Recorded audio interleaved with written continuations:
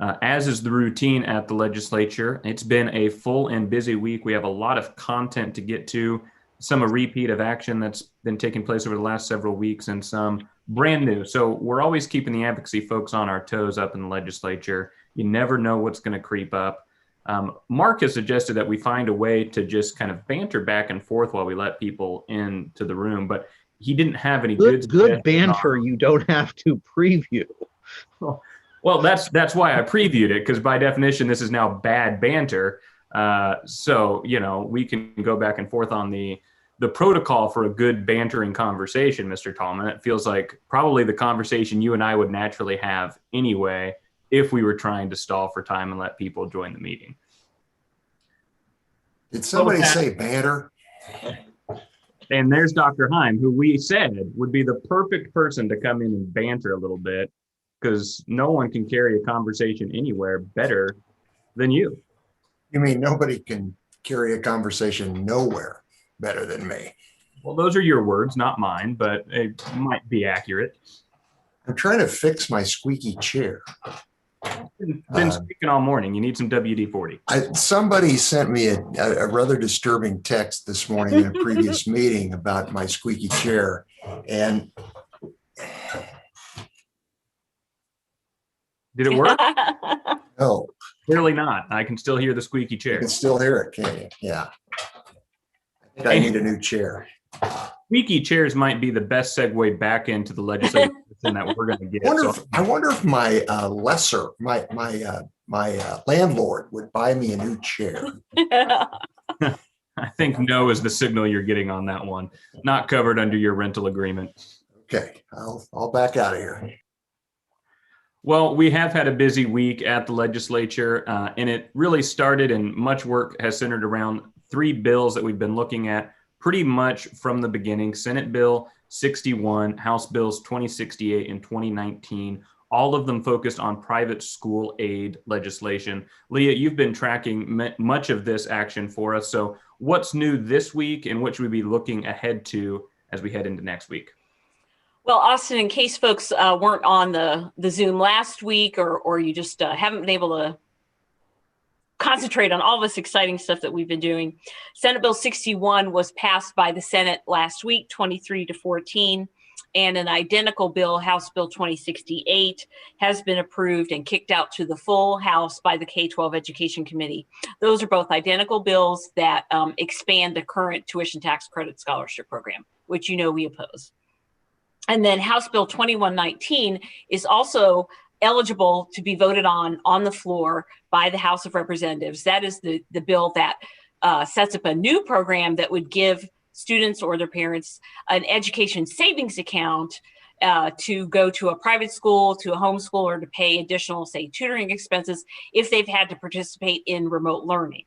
So that would be an exponential addition to the number of kids who might be able to take their funding and leave their public schools and go elsewhere. Obviously, we oppose all of those. The key that you need to be paying attention to here in the next several days is that the legislature is approaching one of its deadlines. It's called turnaround, which means that if a House bill is to remain viable, it needs to pass the House of Representatives, since we're talking about these House bills. So that means that pretty soon there will be quite a bit of floor action in the legislature. The House will be meeting they usually are on the floor for 3 or 4 days. And that would be the most opportune moment for either House Bill 2119 or House Bill 2068 to be scheduled for a floor vote. And sometimes those votes get scheduled very quickly. We might get a notice at 3 o'clock in the afternoon that the House will come in tomorrow at 9 a.m. and oh, look, they're going to be debating House Bill 2068. So it's going to be a very quick turnaround time for us on turnaround week. And so, we will be asking you to just be paying even closer attention to your KASB communications vehicles, the emails we send, follow Scott and Mark and I on Twitter to make sure that you're staying up to date, because we may need to engage you all very quickly if those bills are brought to the floor for a vote. Austin, could I make a quick comment about the private school aid voucher, whatever you want to call it, issue? I was forwarded an email last night that had been forwarded to someone else, that had come from someone else, that originated with a legislator. And to paraphrase, what this legislator said is, I'm hearing from a lot of people against this bill, but everyone tells me how it would hurt public schools, but they don't talk about how this might help kids. And I think that does bring us back to what is back to the issue we have to keep talking about. The perception is, I think sometimes, that we're defending schools, and this bill is about helping individual students maybe do better, maybe have a better choice. I think it's important to come back to our whole discussion is, if you harm the school, which is there for every child, then that is what puts all of the students in that school at risk. So that's what you're having to weigh, and maybe that's a way to continue to go back and think about it. Yes, these bills might help some students do better or no worse, but the risk, we believe, is that these bills tend to put emphasis on kids who are less likely to be the highest need, leaving public schools with the responsibility to serve those other students who don't have a choice. And that's where the damage comes in. So if it's a schools versus students, it's probably not a winning argument. It has to be a discussion of the different impact on different groups of students that is our concern. So I would suggest you might think about that as you're fashioning your communications.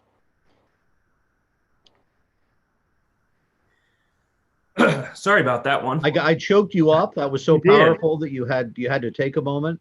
That was a good one. That combined with a little water down the wrong pipe. Goodness.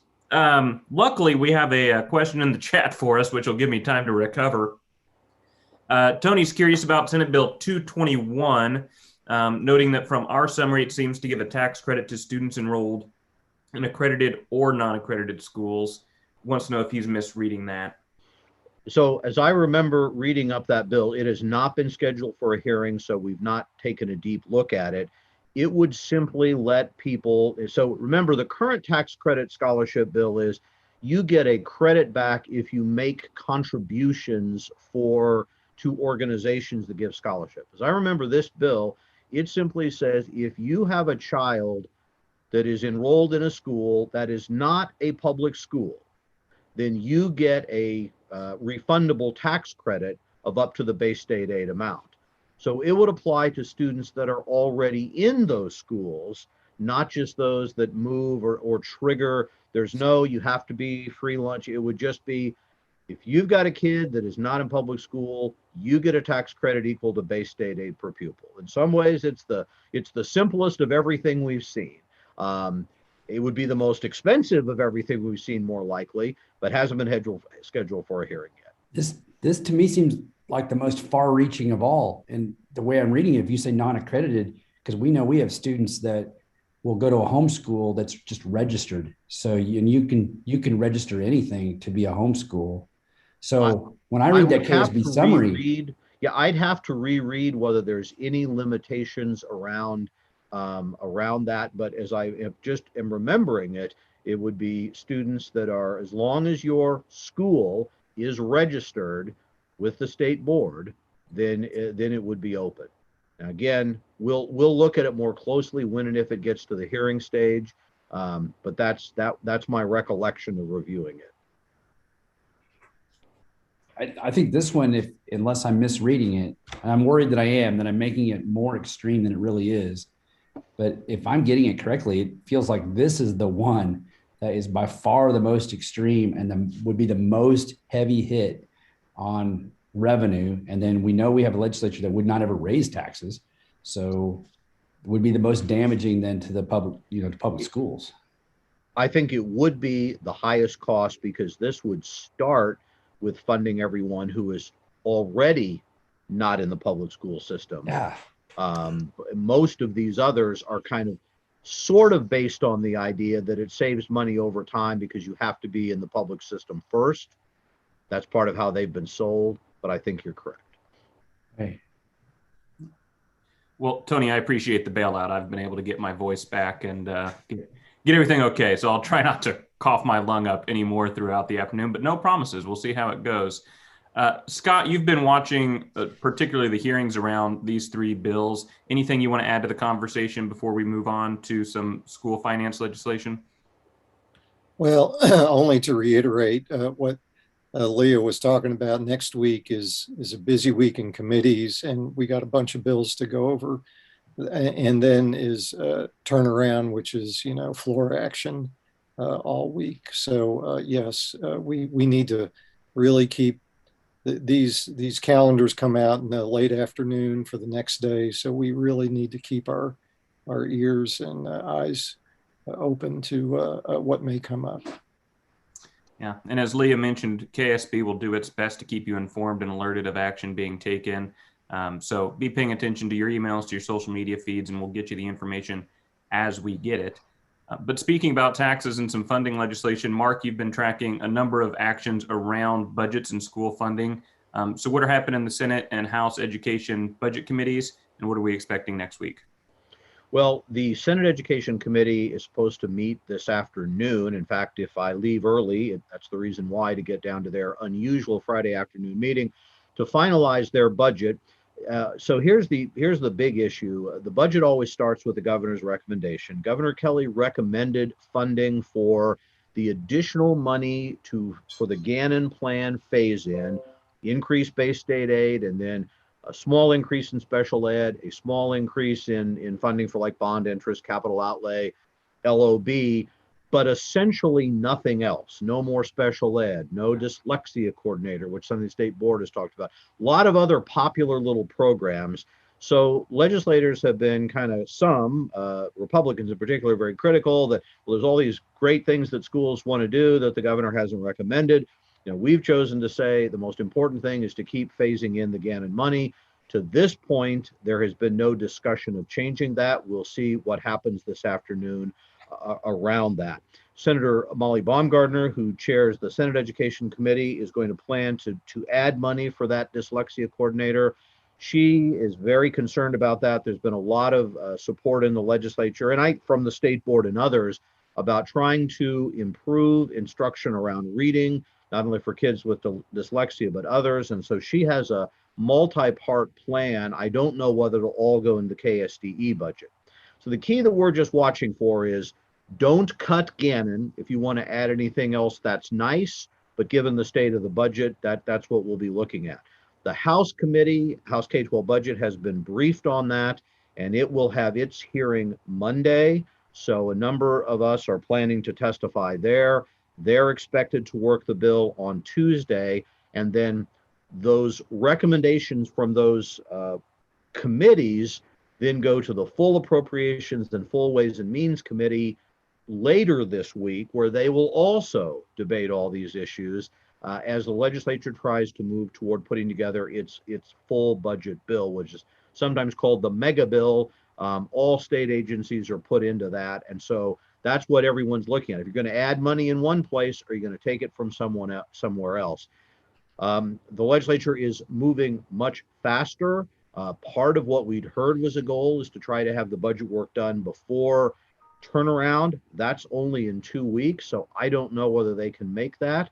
But if they vote their bills on the floor, if they run their bills on the floor the following week, in other words, not next week, but the next week, they could potentially be going to conference committee on the budget at an unusually early time, which has, I think, been kind of the goal.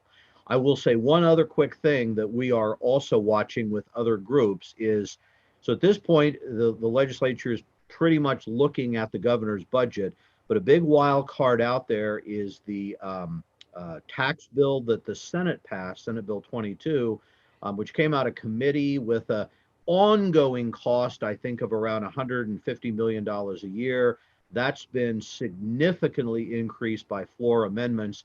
So it is extremely difficult to see how the legislature could fund the governor's budget or sustain Gannon funding or anything else over the next few years if they look at a bill of that magnitude. So we'll also be paying more attention to how the House begins to take up that bill. But again, since the focus now is getting bills through their chamber of origin before March, the House really doesn't have to pick that up until sometime in March. Scott Lee, anything to add there? Well, I might just add two things. Another wild card that may be impacting our budget negotiations is the big sum of money that schools will be receiving in the federal funds. So legislators, there's a lot of talk, well, you're getting all these federal funds, maybe we can back out some. So there's that kind of thing going on. Last year, if you remember, the session was cut short by COVID. So usually in budget negotiations and budget deliberations, there's a lot of mischief that goes on. And so they didn't have that opportunity last year so much. So there may be a lot of pent up energy during these budget deliberations. So it's another thing we have to really keep an eye on. Mark, you've also been watching Senate Bill 173, and we've published a pretty in-depth summary of 173 to the newsroom, but it deals with the at-risk and high-density at-risk weighting, specifically the expiring high-dense weighting factor. So what was the action taken on Senate Bill 173, and where does it stand moving forward? It has had a hearing. We expect it will be worked in committee, but probably not till next week. There's a hearing this afternoon. Part of what I'm going down for is another bill that would just remove the sunset on the high density weighting. This bill extends the sunset, but it makes a number of changes in the regular at-risk program. We as we understand the bill, and I hope I'm right, and I haven't heard otherwise from anyone in position of authority, the bill would require some additional targeting of funds and additional reporting, and would set up a new post audit, but it would not dramatically disrupt how funding flows to districts or what you can spend the money on. But there would be a different process kind of getting state board approval for programs. So that's kind of where we see this bill. This bill was kind of a negotiated agreement to what we thought was a more drastic House bill. So do keep paying attention to that. There are some positive changes we think in this bill. So that again had a hearing yesterday. We expect that it will be worked fairly well. To meet the deadlines, it would be worked sometime next week. There are several other bills in that committee that are being looked at. A hearing today on the allocation of resources. We've talked to you about a House bill that came out of committee that basically directs school boards to do needs analysis, use data to use money to increase student achievement and meet state education goals. We think you're already trying to do this. This doesn't change that, but it always gets tied into this question of spending money on instruction, which folks like the Kansas Policy Institute say we're not doing what we're supposed to do and haven't put enough in that area. And so this kind of opens the door for more legislative control, not in this bill yet. We'll see how it works its way through the committee. So that hearing's this afternoon. And then finally, in the school finance realm, on Wednesday, Senate Ed Committee is going to have a hearing on Senate Bill 31 dealing with bond and interest state aid. What can you tell us about that bill, Mark? So I don't know how bond and interest aid is a little complicated. And so let's just suffice it to say the way the law now works is that state aid, the percent of money every district that gets if they qualify for state aid, is tied to the lowest state aid district, which is Fort Leavenworth, which essentially has no assessed valuation per pupil. And what we see is that over time, because most districts' assessed valuation per pupil increases, either because you have more kids in valuation, you're growing, or you're losing kids and your valuation per pupil goes up. As that valuation per pupil goes up, it means that most districts every year are farther away from Fort Leavenworth. And the farther away you are, the lower your percentage of aid will be. So over time, it means that the state just pays a lower and lower share of bond payments. And by simple math, that means the disparity widens among different districts, which raises equalization issues. This bill would simply remove Fort Leavenworth from the calculation and sort of start the process at the second lowest valuation per pupil district, and then the formula would kind of move on from there. This bill also would remove, and KSB is supporting that part, the bill also removes virtual students from the calculation of assessed valuation for pupil. We are not taking a position on that, but the logic some have is if a district is enrolling a lot of kids in its virtual school, it counts those kids, which makes it look poorer for getting building aid, but it doesn't need to have a building for those kids because they're virtual. And so there's been kind of an argument that's a little unfair to itself. It directs more state aid to districts because they have a high virtual count. Now, I'm not looking, I don't know whether we have anyone who wants to get into a debate over the equity of that. I'm not going to engage and simply say we've not taken a position on that. But the main part of the bill is going to be important for the legislature to do at some point.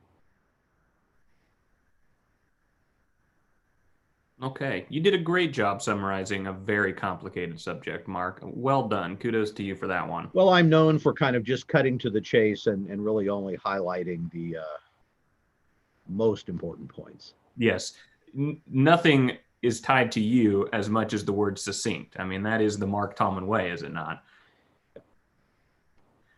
We've also been looking at a number of bills in both chambers that the legislature's focus on preparing students for post-secondary success. Senate Ed is expected to take some final action on Senate Bill 43, which creates the Kansas Promise Scholarship Program for students. Who wants to tell us about that bill and where it stands? Well, I've been following that, although Lee has done the same, but still having the floor, this bill creates a new state scholarship program for students in certain high demand CTE and 2-year programs. It's basically a way to help direct financial aid to those students. The Senate has been amending it, and we think they will take action on it today. There is a similar but not identical House vehicle, which had a hearing this week. These bills both came together last year in a program that was vetoed by the governor. So basically, this is one of many areas where the legislature is still just kind of trying to finish its work from last year when things got shut down. And I guess I might also note in this area, the Senate has already passed Senate Bill 32 dealing with concurrent enrollment. It is going over to the House Education Committee, but again, as a Senate bill and a House committee, they really are unlikely to take that up till after turnaround in March. Leah, you've been looking at House Education Committee's House Bill 2301, which has a hearing on Tuesday. It's focused on changing the credits that students would get for taking a financial literacy class. So what are That's right, Austin. The bill would say that if you are a school district which does offer a financial literacy course, and many of you do, you would have to allow students to count that course as part of their math requirement for graduation. It's not saying that you have to require financial literacy for graduation, but it is saying if you offer financial literacy, which I think is now kind of more in the kind of the business sector, I think, or that realm, that you would instead be required to allow students to, I guess, substitute that for, say, calculus. Most of you on this call know that, we have to take algebra 2, and those types of things. So we have, we agree that, kids should be financially literate and all that kind of thing.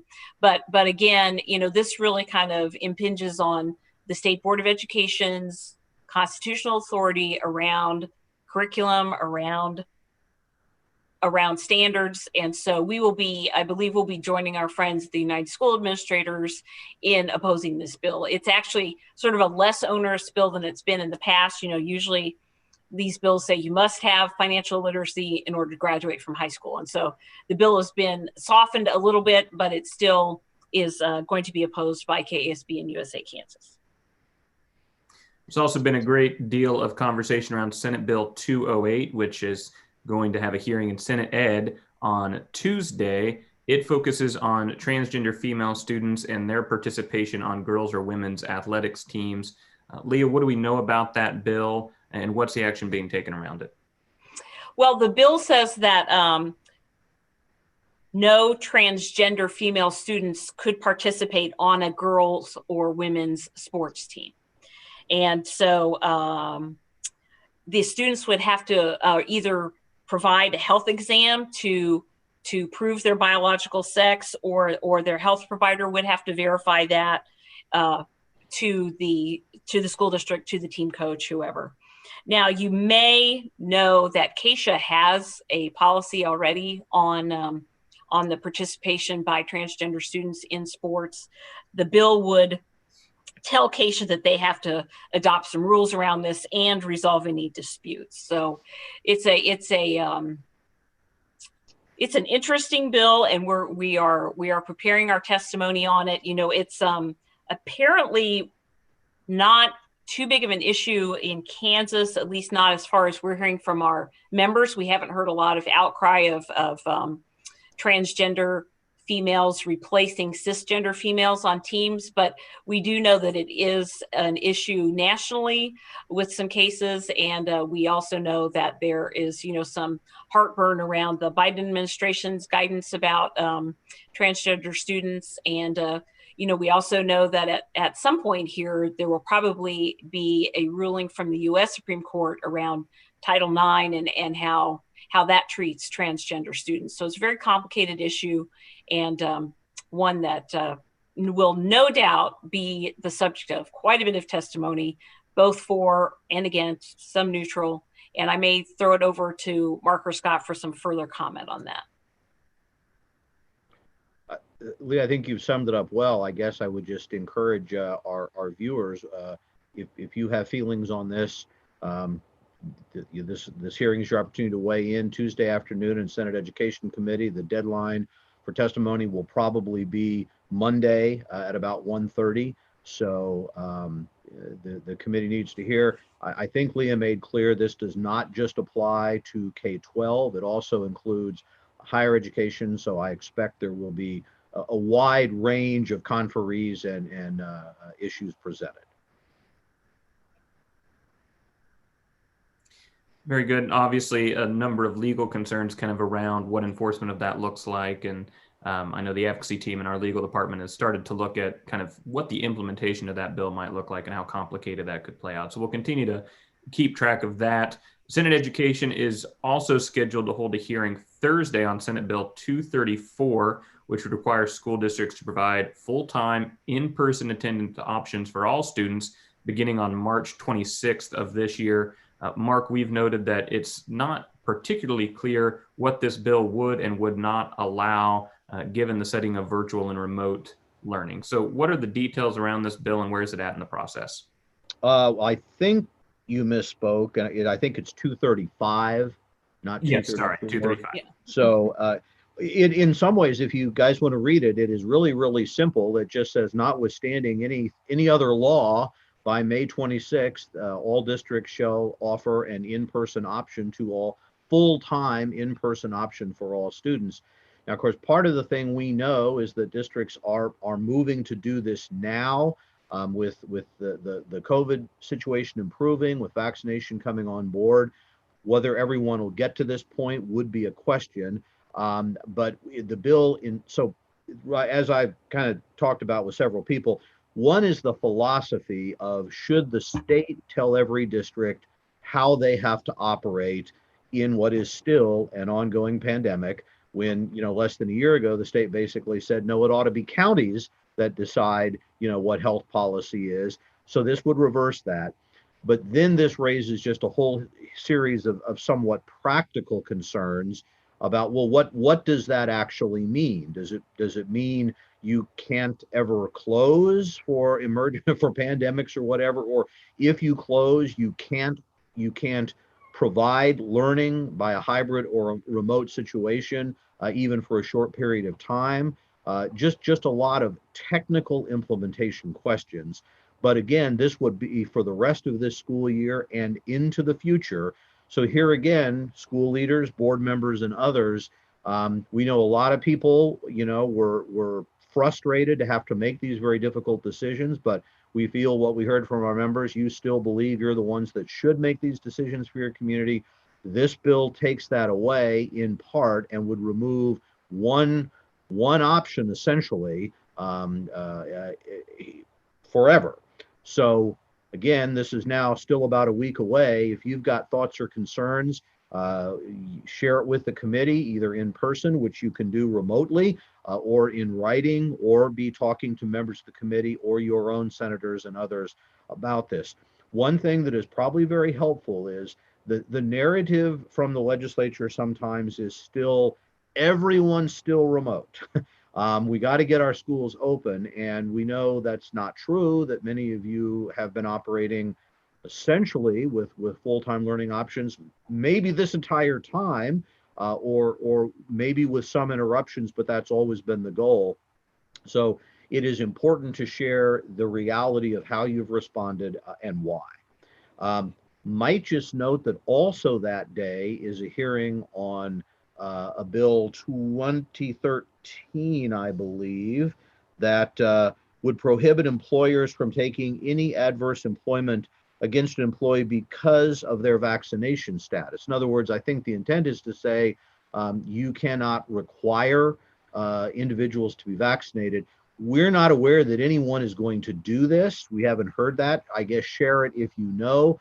But we are concerned, our attorneys are looking at that and realizing that individuals who choose not to get vaccinated and then get COVID may be put then in a different status as far as leave and other things. So here too, there's one of those things where there might be some unintended consequences that we're looking at. And I see one of our viewers is Stuart Little. Stuart, thank you for calling this to our attention. We might have just missed it and not even had to be thinking about it all weekend, but we do appreciate your bringing this to our attention. I imagine because this applies to all employers, it's not limited to schools at all. We would certainly think there'll be a lot of people looking at this issue. Well, Scott, Austin, why do I always think I'm running this meeting? I don't know if we want to segue into what's happening with vaccinations and some other things. So sorry. I was just getting ready to, but Mark, you're anytime you want to. Scott, as Mark almost prefaced, Governor Kelly announced a plan to accelerate vaccination to educators today. What are the details of her plan, and what is the timeline on what that looks like?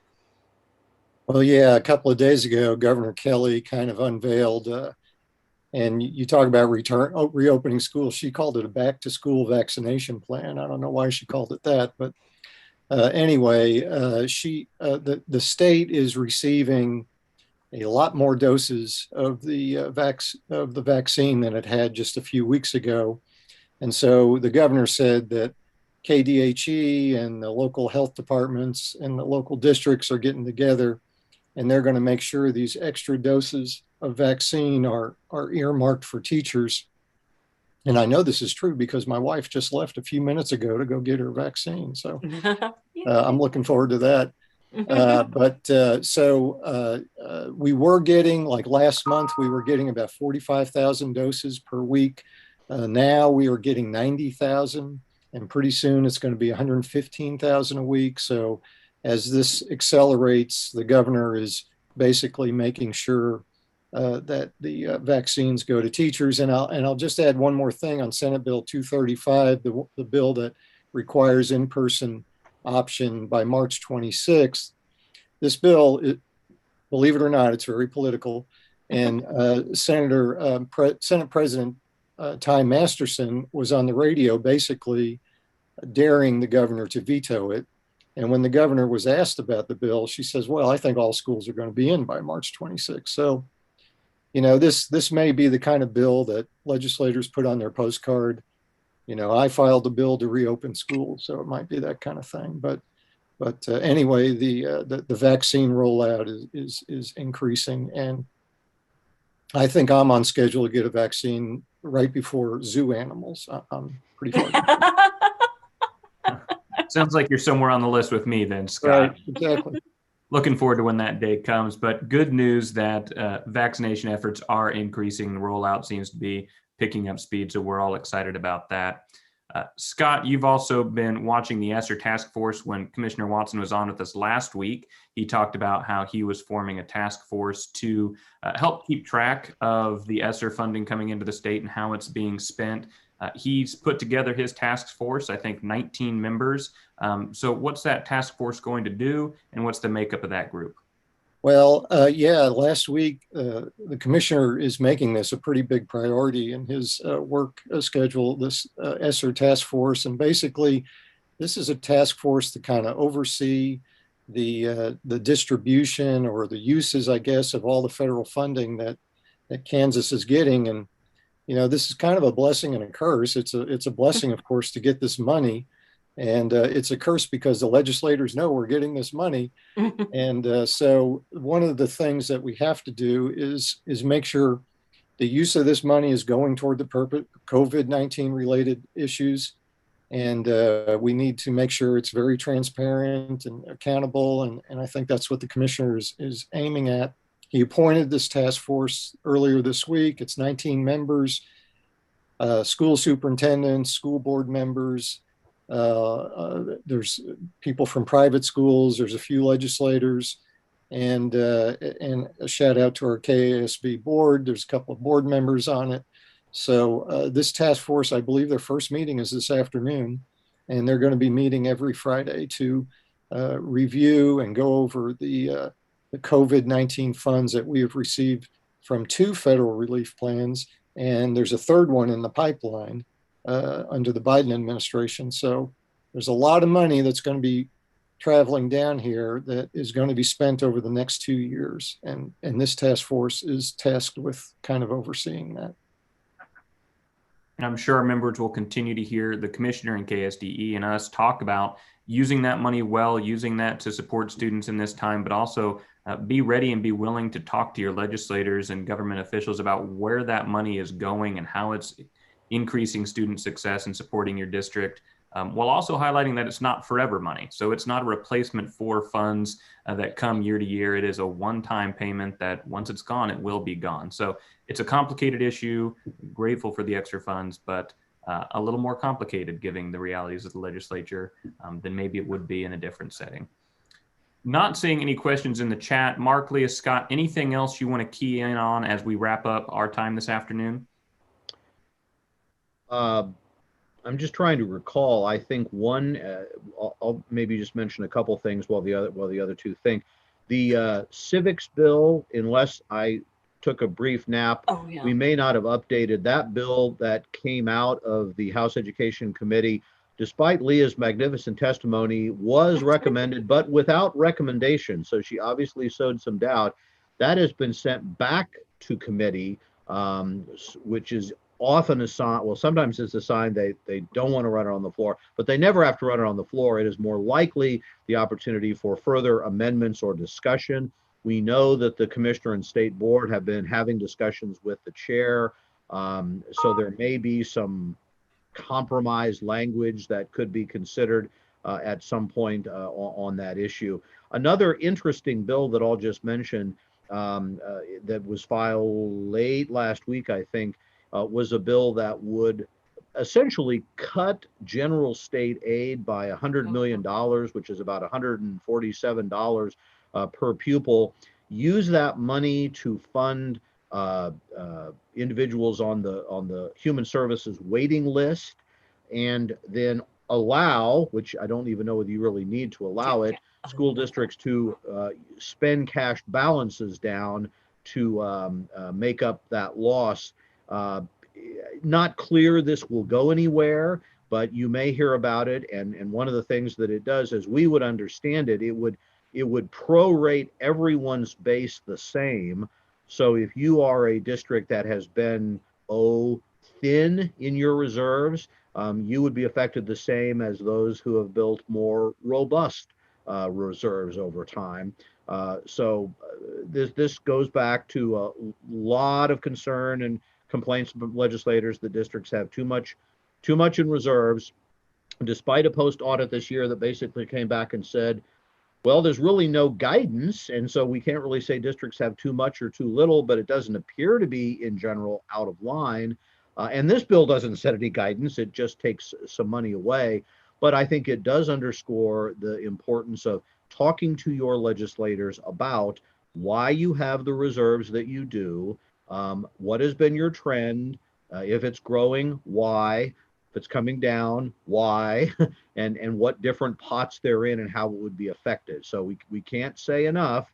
You need to be explaining your operations to legislators who usually have no idea how you operate, and that's to be expected. They wouldn't, but if you don't tell them, they won't know.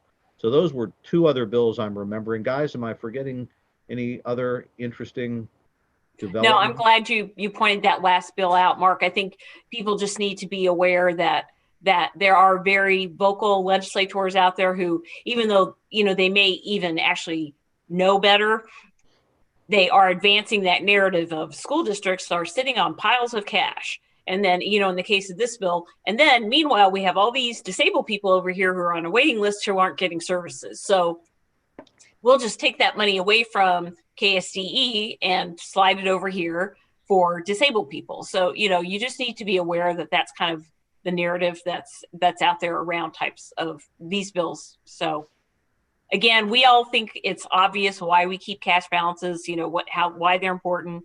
But a lot of folks, and we have a lot of very, very new, very green legislators this year. They don't know what they don't know, and so you just need to be able to explain that to them. And Leah shared a blog on Wednesday of a story about some school leaders connecting with their legislator. There are new legislators. There are legislators who want to hear from you and gain a better understanding. So continue to find ways to build that relationship, build that narrative, have a conversation with your representatives, with your senators, because most of them will at least listen and consider what you have to say if you're willing to give them that input. So we know we've been pushing a lot out to you. There's been a ton of content. It's been a busy legislative session and it's kind of just getting started. But it's important now and will continue to be important to communicate with the legislature, to communicate with one another, and continue to be the strong advocates for public education that you all are. We appreciate your time this afternoon. As always, if you have questions for our team during the week, if you need support from our team during the week, you can reach out to any of them at any time. They're always ready to jump in and do what they can to help you out. So we thank you for your time today, and we look forward to some time together again next week.